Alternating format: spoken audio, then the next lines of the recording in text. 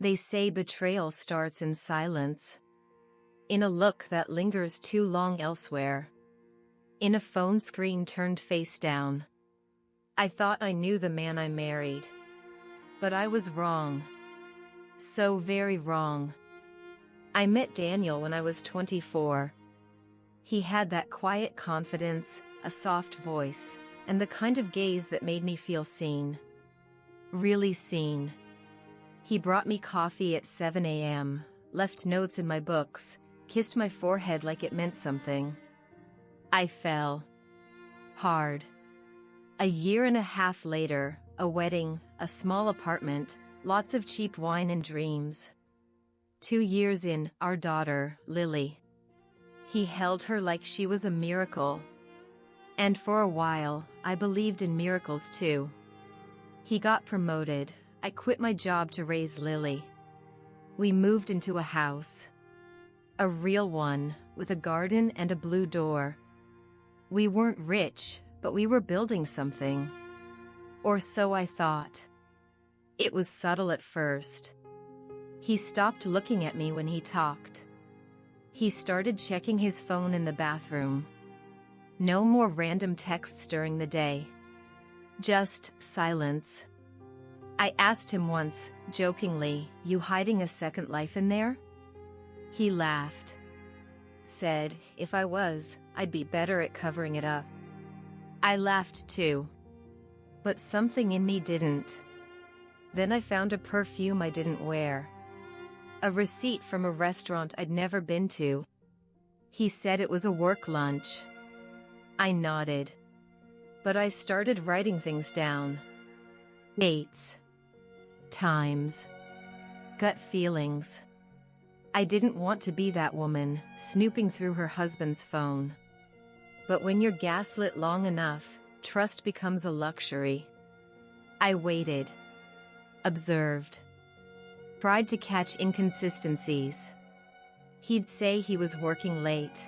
I'd call his office. No one answered. He came home once with a scratch on his neck and said it was the cat. We don't have a cat. Still, I didn't confront him. Not yet. I needed truth, not just suspicion. So I did something I never thought I would. I installed a voice recorder under the passenger seat of his car. I listened to the recording 3 days later. A woman's voice. Laughter. Him saying, she doesn't suspect a thing. Her name was Zoe. Younger. Bolder. She called him babe. I sat in the kitchen, holding my breath. My world didn't explode. It just folded in on itself. It was strange, I didn't cry. Not at first. I felt cold. Detached. Like watching someone else's life fall apart. I didn't tell him I knew. I wanted to see what he'd do next. Would he come clean? Would he lie again? One night, I asked him, "Do you still love me?" He blinked. Of course I do. Why would you ask that? I stared at him. So good at lying. So good it scared me.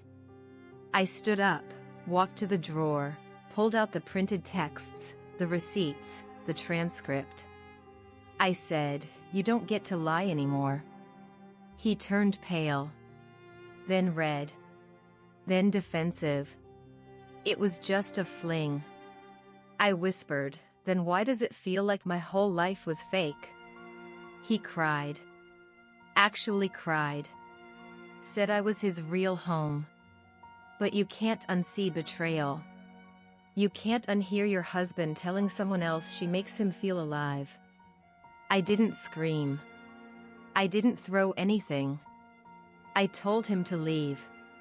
Not tonight, that would traumatize Lily. But by the weekend. He begged. Said he'd end it. Go to therapy. I said I already ended it. The day I stopped believing his voice. That Sunday, I packed a small bag and took Lily to another city. Just for a week, I told him. I didn't come back. People say betrayal makes you bitter. Maybe. But it also makes you awake. In that new city, I got a short haircut.